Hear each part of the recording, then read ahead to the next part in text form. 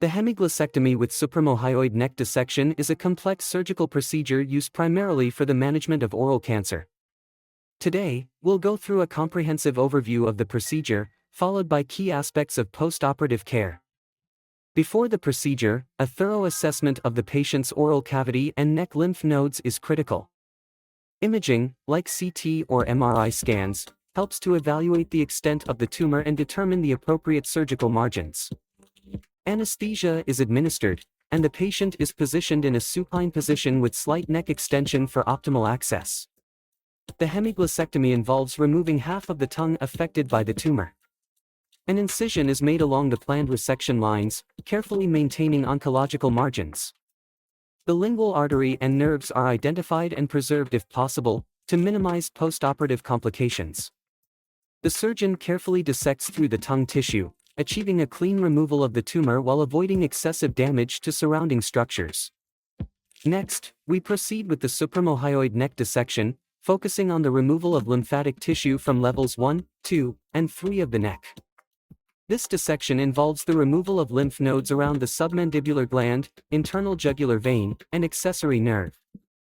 Key structures, such as the spinal accessory nerve, hypoglossal nerve, and facial vein, are identified and preserved during the dissection to avoid nerve damage.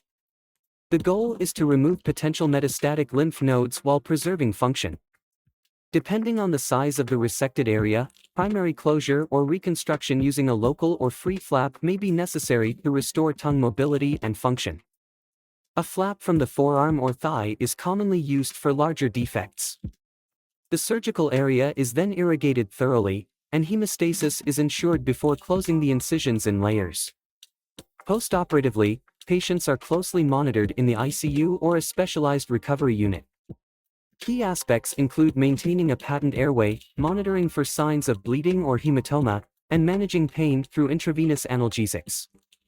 Speech and swallow therapy usually begin within the first few days to support the recovery of tongue function. Nutritional support is provided via nasogastric tube feeding until oral intake can be safely resumed.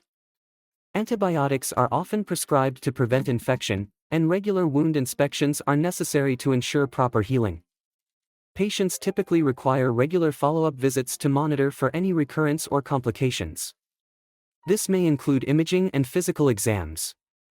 Long-term care often involves rehabilitation for speech and swallowing, as well as psychological support to help adjust to changes in oral function. Understanding the hemiglossectomy with supraomohyoid neck dissection requires a balance of precision and careful attention to anatomical detail.